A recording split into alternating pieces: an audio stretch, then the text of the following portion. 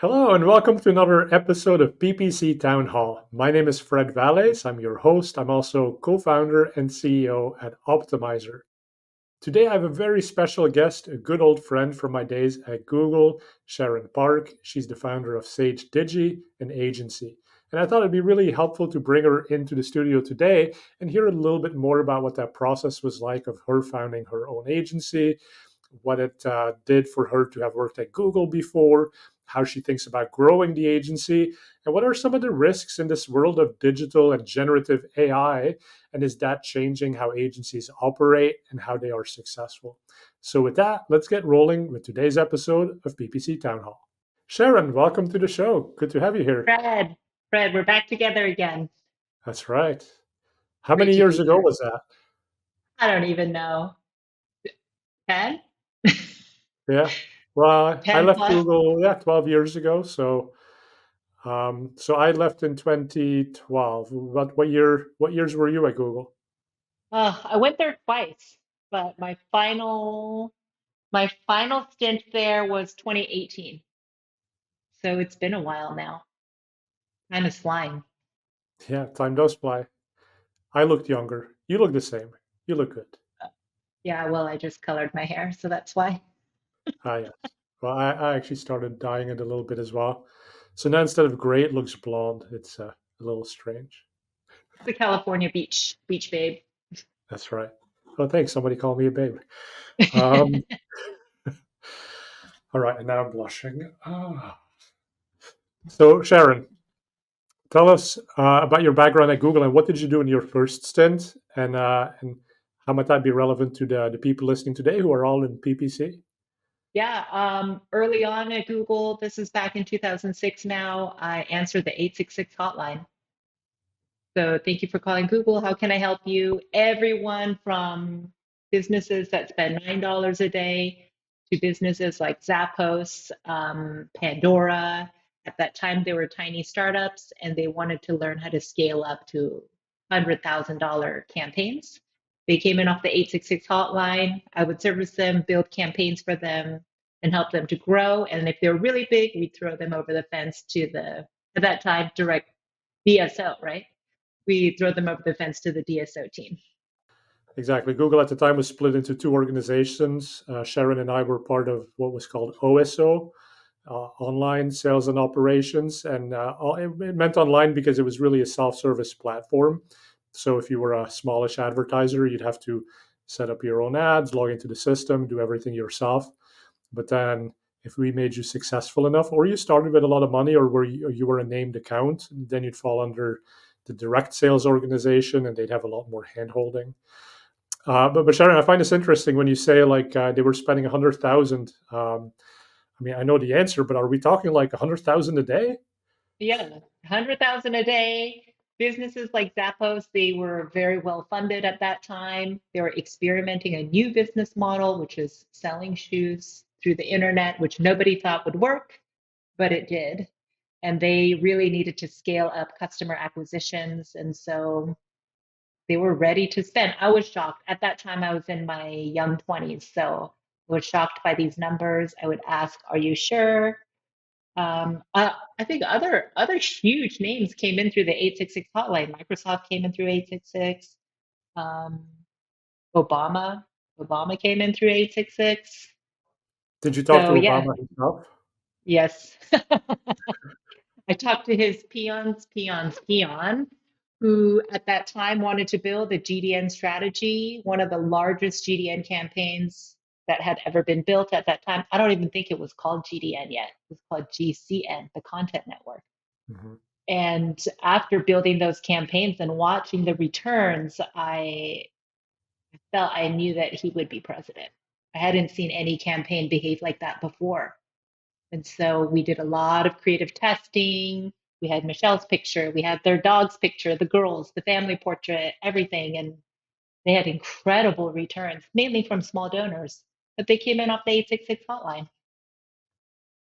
Yeah, that's amazing. And so right now, people watching this were weeks away from the election in the United States. Really interesting is that you had talked to Obama, and for them, the display network was sort of this big new thing. And if you used that right, you had a good chance of winning. And then when we saw Trump, it was a lot of the social and the fake news, whether it's fake news or real fake news. Like we can debate that another way. But really, like there's these things that there was a small organization out of Russia that basically spent $100,000 and was beating Hillary Clinton's budget of over $1 billion. And she was going more the traditional way, and they were using in Russia they were using the $100,000 campaign to seed people's social media feeds with like click-worthy, clickbaity sort of content. And so again, that was the new shift. Now in this campaign, any take on what's like the cool new thing that's going to get you to win, and whether it's in politics or obviously this applies as well to any business, right? Like what's the cool new thing these days? The cool new thing, probably connected TV. It's been a theme for the last few years, but connected TV, capturing the eyeballs where they're the cheapest. I think connected TV and YouTube offer really low rates for huge reach. The targeting is really easy to do geographically. So here in California, we're not really seeing those ads, but I can only imagine what they're seeing in Pennsylvania. All of that ad money targeted to connected. We're in a mobile first world. So any kind of video streaming or social streaming you could do specifically for mobile, I think is very, very important. And also the brevity.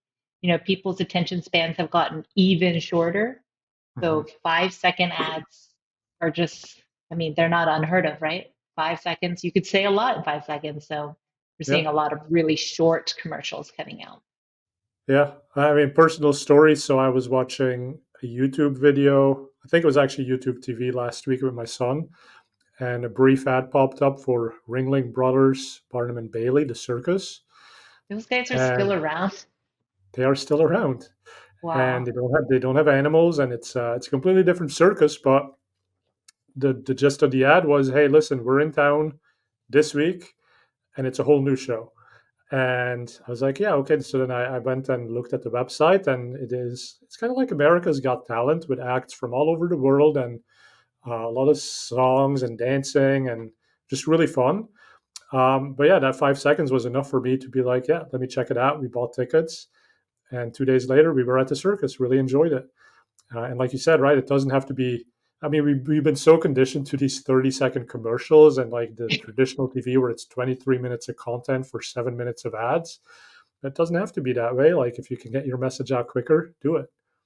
With the holidays coming up, a lot of our clients are preparing their Q4 ads and they're asking, oh, do you want 15-second or 30-second? I'm like, you have five? Give me Mhm. fives and 15s. Nobody's watching the 30 seconds. If you do, Yeah. you're lucky. So just give me those anyway. But the five and 15s are really all you need right now. And what about producing those ads? Because that's usually the hurdle, right? We've talked about big brands right now, like Zappos and Microsoft and the Obama campaign. So if you have deep pockets and you have a media production budget, sure, even a 30-second ad is feasible. But would you also recommend connected TV for smaller campaigns at this point? And how do you get the creative ready? Yeah. I mean, there's a lot of inventory out there that wants to be monetized. So even with small budgets, some one of our clients is using an animated version of their creative. They also have a more expensive creative with actors and whatnot. The actors Mhm. have to be paid, I think, royalties. And so it's cheaper to run the animated versions for very, very short clips. And then when they have a splashy placement or a direct buy, they'll probably use the higher quality creative. Interesting. And have you found any like good platforms to make sort of these 5 second the animated thing? Was that like a high production value, or was that some tool that most small advertisers could have access to? I don't know. Our business is pure hands-on keyboards for optimization. And so we Mm. really don't touch the creative side. We just ask clients to provide them because it's just a world that I'm not professional with. I know a good creative when I see it, but I wouldn't know how to create one. Yeah, that's exactly my problem, and that's where if you think about generative AI, it can do amazing things with creative, but then often I sit there at the prompt for Dolly, and I'm like, I don't even know how to describe the thing that I have in my mind. um, and that's the challenge, right? Is how do you translate that vision that you have into something in words to then produce it? And the other thing that I've seen about generative AI is that it's basically It scales your work. The whole point of it is that in a few words you can describe something, and it comes back with 1,000 words that more elaborately or better say that same thing. And the same thing with a picture. Like a picture is worth 1,000 words, but you don't have to put in 1,000 words to get a great picture. Um, Right. so for me, I really love using GPT for writing scripts because I can very specifically say to it what I want it to do, and then it writes the code for me. And so that's where it helps me. But for something where I have no experience or no aptitude, like design, it's very difficult for me to use generative. I mean, most PPC people were math people, right? Hmm. There are full service agencies, larger agencies that can do it all, but we're math, spreadsheet, optimization, algorithmic people. And so when it comes to creative, it's just, I mean, I feel like I know a good one when I see one, but I really couldn't make one for you. Yeah. So going back to your early days at Google, Sharon, what were the key things you learned that you still use today? A lot. Even though a lot has changed, I find that the fundamentals have not changed. And in school at UCLA, I was a music major, and I think about it as practicing scales and arpeggios for hours and hours and hours. Even as a senior in my undergrad year, we did scales 2 hours a day. Those fundamentals translate through every piece of music you'll ever play.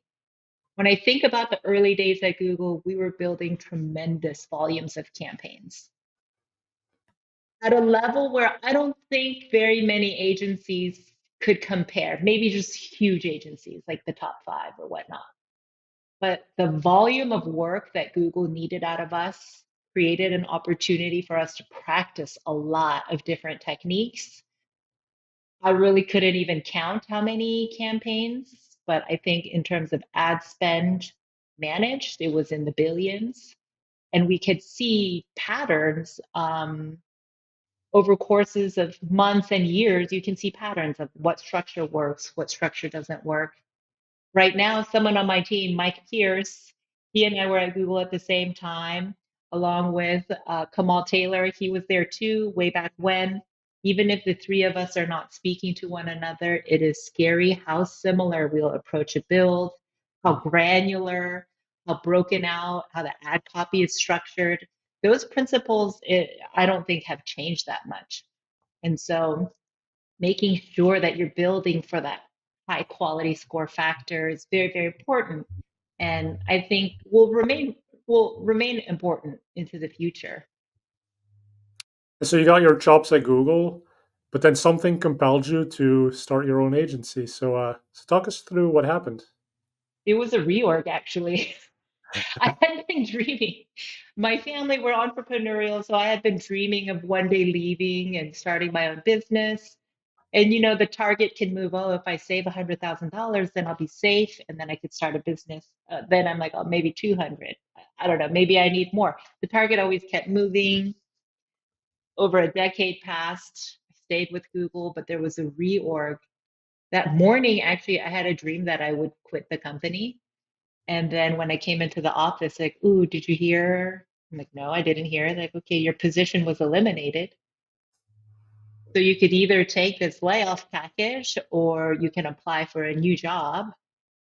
And so, of course, I went the secure route. I'm going to apply for a new job. But the job that I landed really didn't fit my talent in any way. It was kind of like a pencil pusher position. So I took the layoff package, was grateful for it, and started consulting.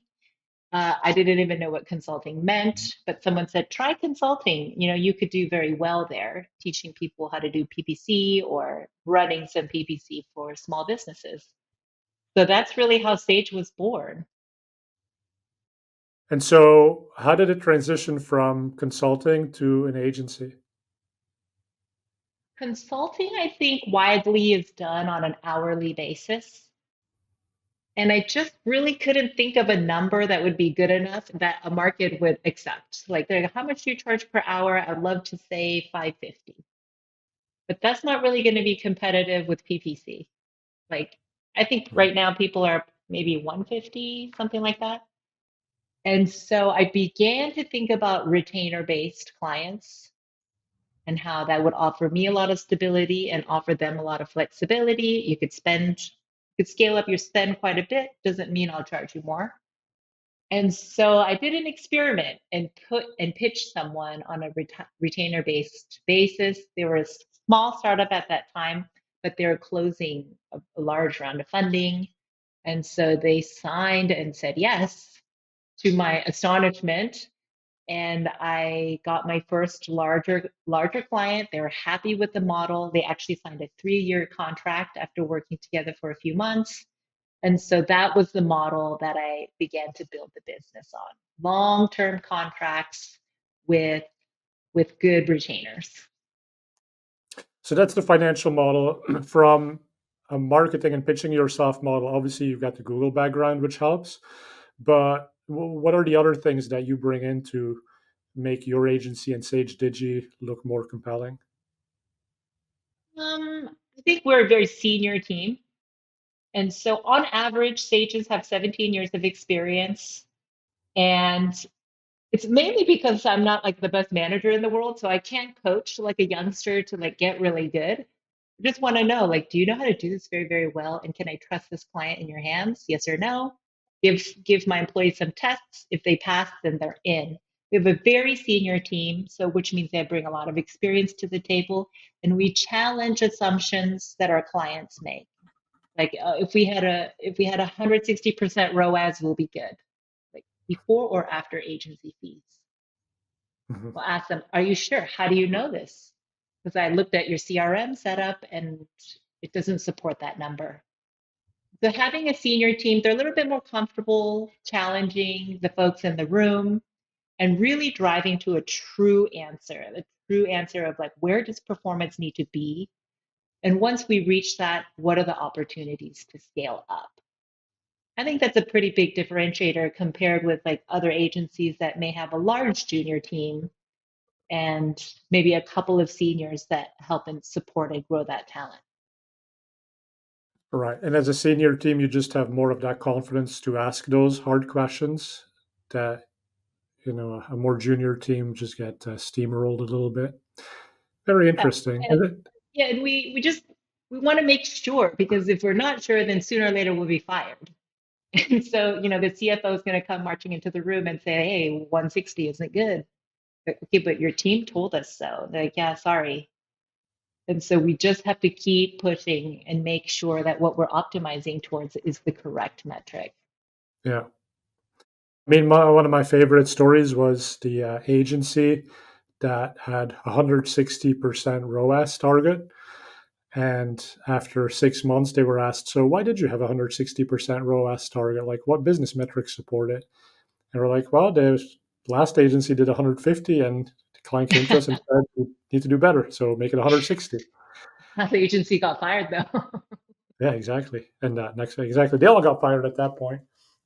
Yeah, but understanding how these, it's also the funny thing because I think in the early days of Google, like there was no return on ad spend, there was no value measurement system. Like when I started, there wasn't even Google Analytics, there wasn't conversion tracking. So all of the metrics were CPC, CTR, and those were the levers you had, but they were disconnected from the fundamentals of the business. And so you were guiding a ship, sort of hoping. I mean, you look at, okay, there's more money in the bank account at the end of the month than the beginning of the month, so good, it's probably working, but we didn't really know.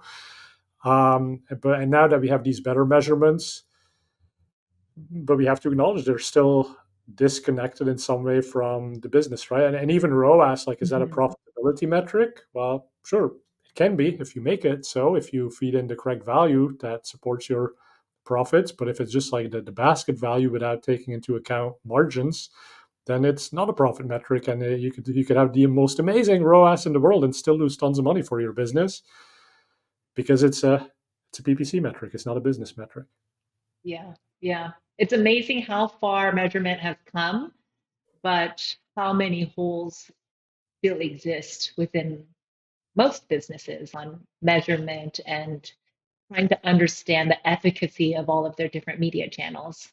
Mhm. So we spend quite a bit of time before any new campaigns go live we would probably spend about a month going back and forth with clients, checking data. All 100% of the time, the data is wrong, so we have to fix it. Hmm. Yeah, we had a recent guest who was talking about media mix models, Ben Vigneron.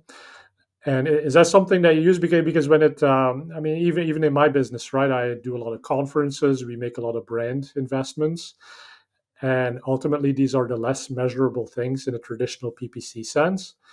But we know that they help the business, but quantifying it is often a difficult thing.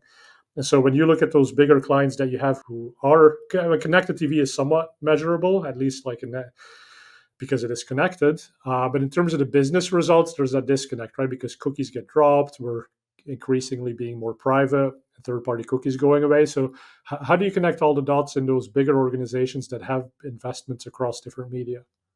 The answer really is that you can't. And that's a tough pill to Interview? swallow.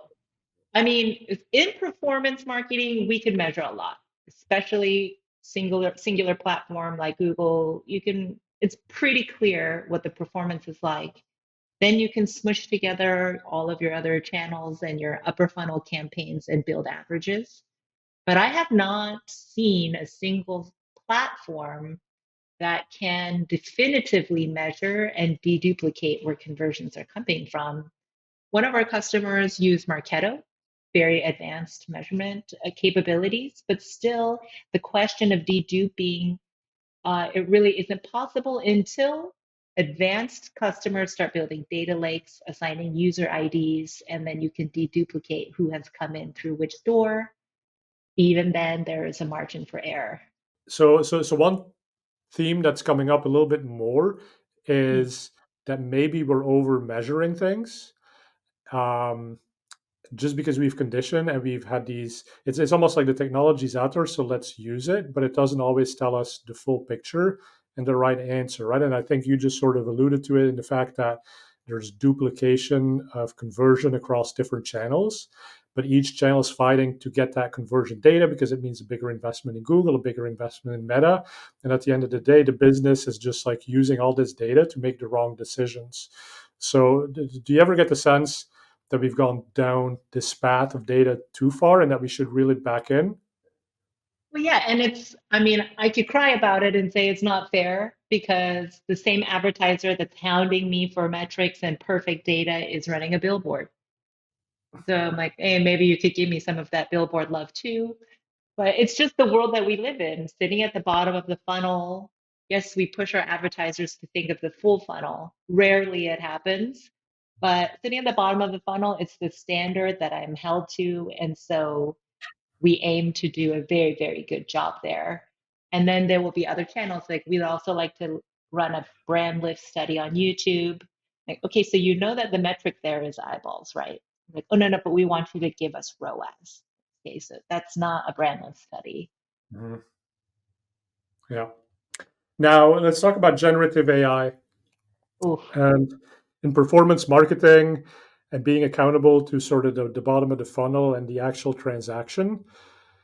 There's a little bit of a notion that generative AI is helping people become better informed. So by the time they get to the landing page, they already know exactly what they need to know, and it's just about doing that transaction. Um, do you have a sense of is generative AI changing the game for your clients and changing the performance metrics that are expected? Mhm. I think we're seeing early signs of more sophisticated clients adopting generative AI to feed the customer learning journey. About half of our clients are B2B, very high ticket size B2B lead gen. And so the more advanced ones are starting to understand how to follow up in a customized way or how to engage with clients in a very segmented way. Um, but I think it's still early. I do think that it's a snowball that's just been pushed down a very steep hill. And I think that the business that we work in today may be unrecognizable in a few years. Yeah, both of us having come out of Google, how do you see the future for Google? The scary one, to be frank. I What's think the it's a scariest? scary one. I mean, not to be too negative, but I'll keep it real with you, Fred. When I think of the day, okay, I grew up in the Bay Area my whole life, right? And so we've seen Titans fall very quickly. Remember like PayPal, eBay, AOL? I mean, they were astronomic climbs and then catastrophic crashes.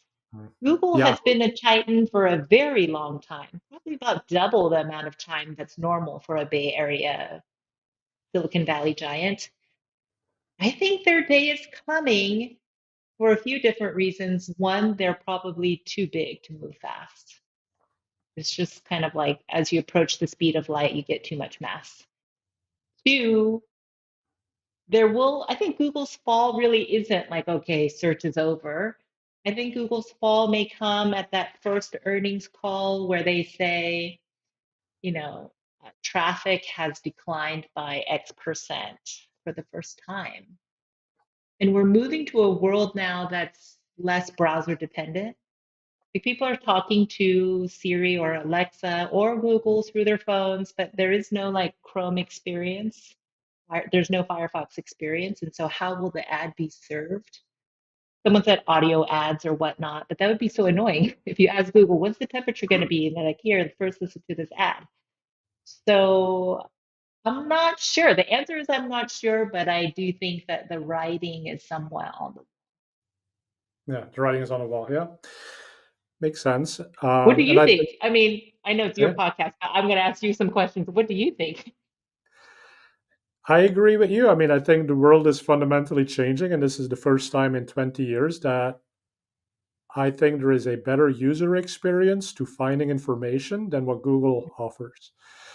Now, and this is generative is obviously the answer, right? Now, Google has Gemini, which is also generative, and Google has the luxury or the benefit of having spent more than 2 decades figuring out what is the most accurate and trustworthy answer for any question that's out there. And if they layer generative on top of that, that's amazing, right? That makes for a better user experience. Um, but like you said, I see them being slow to conservative in certain ways, and it's because of regulation. They're being watched by a lot of regulators. And Mhm. so when it comes to like generating an image ad, I've tried it on Gemini and I've tried it on Dali, and Dali generally gives me more of what I want. And with Google, it almost feels like they could do a good job, but if I ask for a human to be in the picture, they're like, yeah, maybe it'll be racially offensive, maybe it'll be like Yeah. stereotypical in some way, so we're not even going to go there. And then from my perspective, it's like, well, that makes it useless. So then I'm going to go to the other one that is going to make mistakes, but I'm going to use my human judgment to still get something out of it and take it to that next level. So that's where I'm worried for Google, but I think as advertisers and marketers, what I always say is like there's an addressable universe of how many conversions are out there to happen. And at the end of the day, I think Wall Street has been overly focused for a long time on the wrong metrics. And I like when you were at Google, we would always listen to the earnings calls, and the analysts would be so focused on CTR. It's like Mhm. nobody cares about CTR. CTR is just like right? What we care about is how much money Google made from all the searches that happened, and that. But now you're now saying, is it actually a bad thing if fewer searches happen? Not necessarily. If you're more quickly able to answer what the customer needs and give them that transaction, then that should be seen as a win, that you actually were more useful and you still had this addressable universe of conversions to make the connections. And so the same amount of stuff was sold in the end. It just took Mhm. fewer searches to get you there, but Google can still monetize that really, really well. Um, and that's a little bit the risk then, right? Is that the market looks at it and says, "Oh my God, impressions are down. Like we're going to sell all of our Google stock." And now Google is like no longer the darling and doesn't have the funding to actually pursue some of these projects to make the very expensive generative AI work really well. So yeah, that the DOJ lawsuit, the monopoly. Mhm. In what ways is Google is going to be asked to split itself up, which is going to make more nimble business units, but they're not going to have the benefit of talking to each other and helping each other. So I've never gone through a monopoly, so I don't know exactly how that changes the company. But we've seen it with Microsoft, where there was stuff for a while, and now Microsoft is like doing amazing. I'm saying a lot here, but the other question for me has always been like, if Meta and Facebook went away, or if Instagram went away, like, yeah, it would suck because I wouldn't be doom scrolling. the whole time. Like I'd be a little bit bored potentially, but like, would it really make my life worse? No. If Google goes away, like I literally will not find my way to my next meeting because I don't have Google Maps. I will not Yeah. know how to log on to my meeting with the Zoom link because I don't have Google Calendar. My Gmail is going to be gone. Like Google is just so foundational and woven into people's lives, and the actual utility that it offers is so important, right? And what's risky is if the ad platform, which is funding all of these things, gets broken, consumers are not willing to pay for a lot of these things that are really, really good. And that's one of the big questions in the monopoly from Google is like, sure, the government is saying like, hey, you guys might have to split up, but is that helping consumers when if you put the Google box and a different box right there and ask the consumer which box would you like to have, 90% of us would say, give me the Google box. I love the Google box. Like, and the fact that it's easy to get to it on the iPhone, that's fantastic. Sure, maybe it's monopolistic, but it's the thing consumers want. So, like, is the government actually helping the consumer in this case, or are they hurting the consumer by using outdated standards for defining what a monopoly is? Because monopolies, and the definition of that was invented before the internet, before it was one click to go from one experience to another, right? You don't like Google? Well, type in bing.com. Ta-da! It's done. Like, how Yeah. can that be a monopoly? You know, Anyway, you took and the impact I think will be outsized by age. So like people who are our age and older, we could survive. I don't know how I'm going to survive without navigation, but we could survive. And but younger, these folks were given, Google products for free at school. And so being able to change platforms will be a lot harder. They'll have an outsized impact on, younger generations. So the future is unwritten. Anything can happen, truly anything. and that's where it's exciting to be founders and agency owners and business owners because we do have a lot of control and power to have our teams build what we believe are the right solutions for this. And so, but Sharon, talk to us a little bit about when you went from founding or first being a consultant, then the consultancy turned into an agency. Did you at some point go from being a founder to being a CEO? Yeah, I mean, it's a transformative process and it happens incrementally.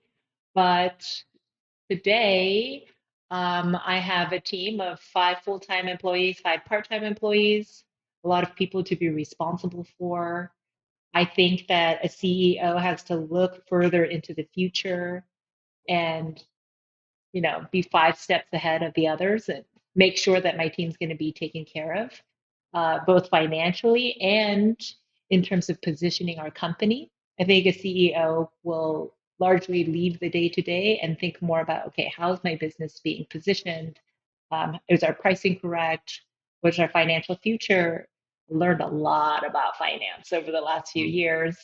How do I leverage what I currently have for more security in my business? And yeah, I think it happened slowly. I think it happened during the pandemic when my team size grew. I hired people that I never met before in person. It was so Yeah. strange. But you also hired some good friends and some really solid people in Mike and Kama.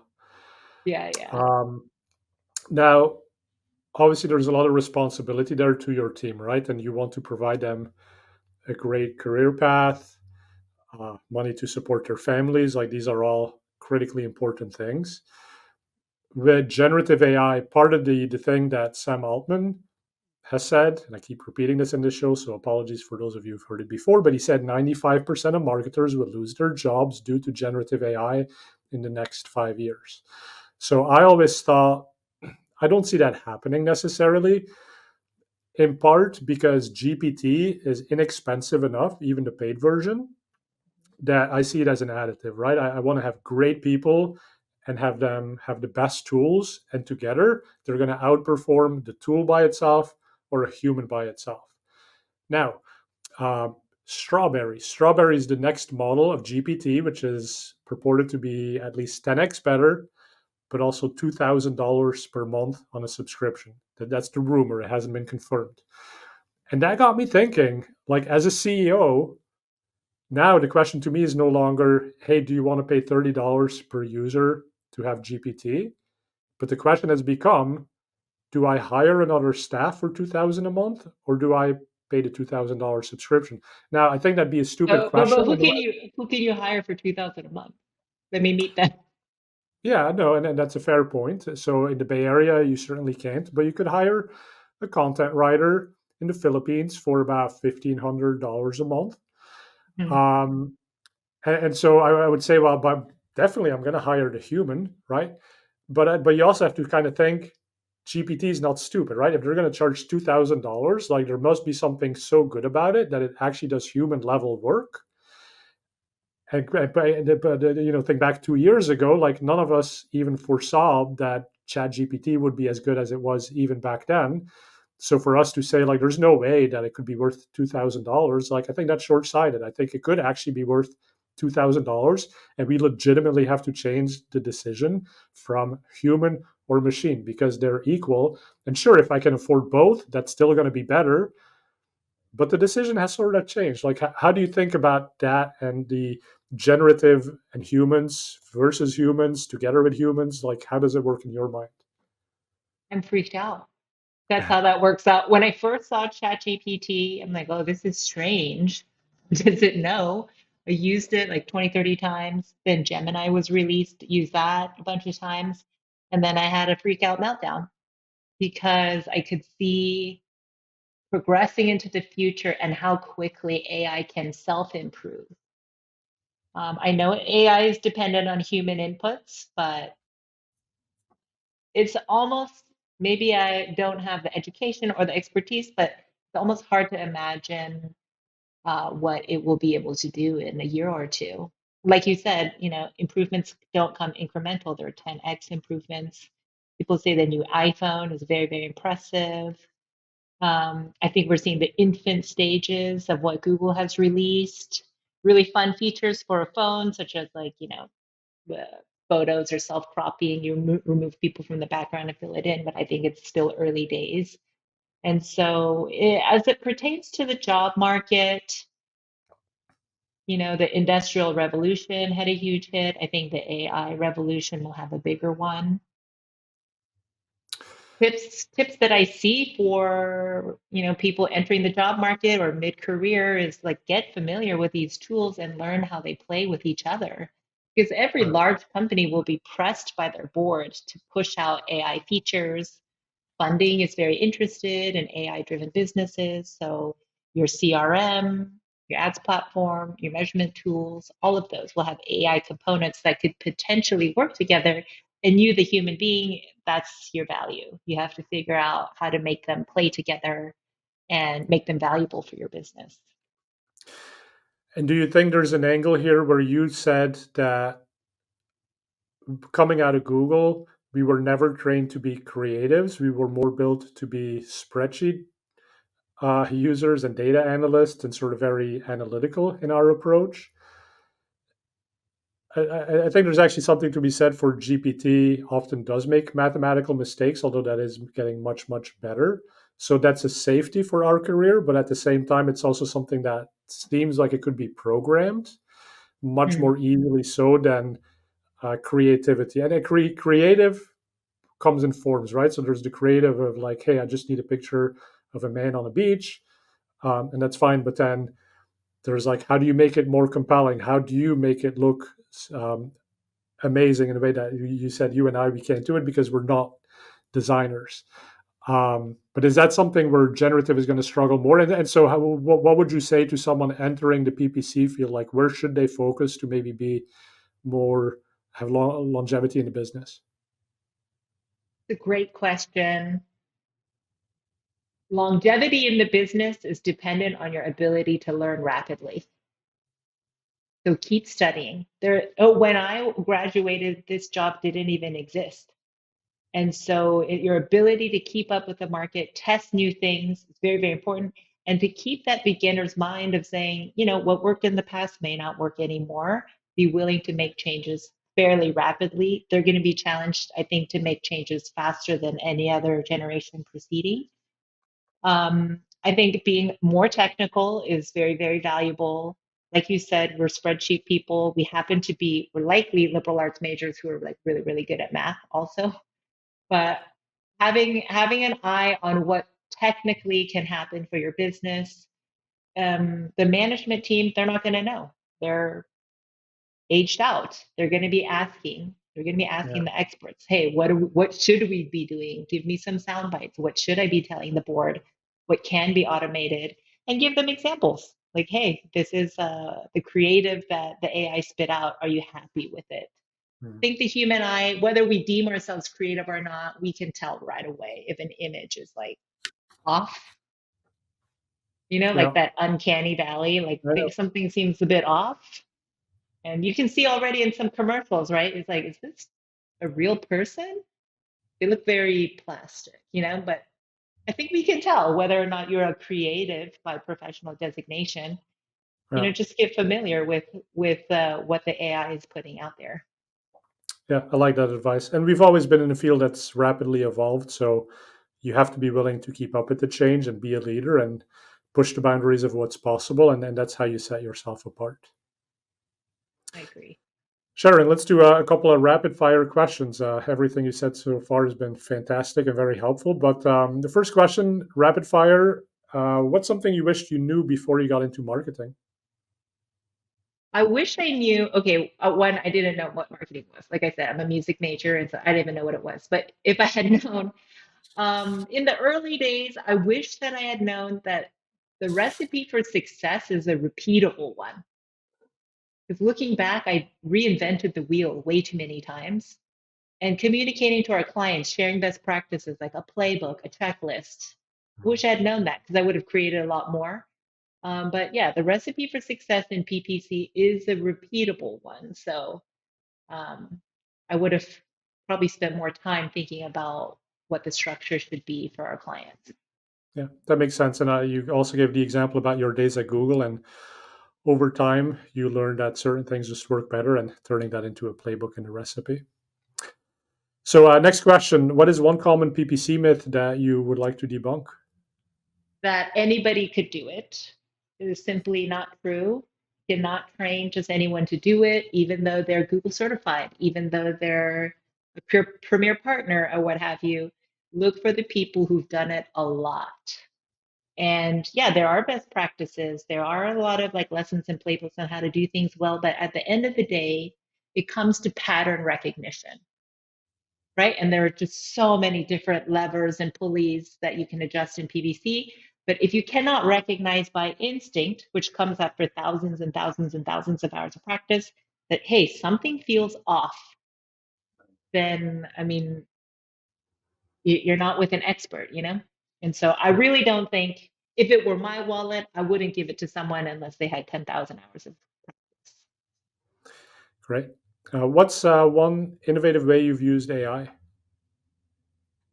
I mean, I use Gemini kind of a lot, especially when I have to do things that are like, I don't know, put together a sales comp plan. It was like really, really good. And then I refine it. Uh, And then, I'll always have to up level the end result, but it saves a few cycles in my own brain. And so I use Gemini quite a bit. yeah, makes sense. We use it for anything from PPC management and answering questions to just taking an internal memo that we wrote and rewriting it in a different tone. So, very useful. I mean, it's amazing. So, what's one skill that new marketers should learn? You kind of talked about this before a little bit, Yeah, but yeah. like, you'd I sum think it up.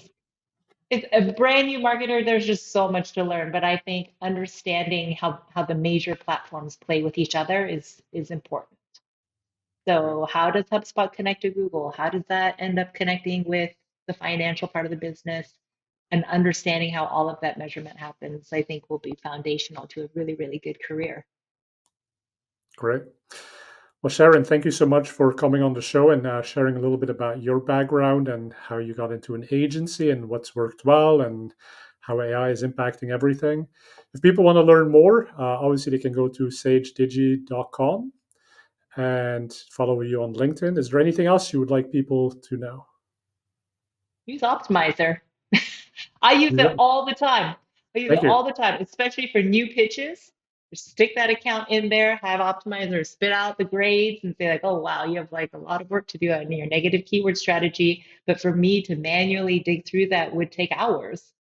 So, I mean, my parting thought, Fred didn't tell me to say this, by the way. I Yeah. use Optimizer every day. Well, thank you. Now you got me blushing again.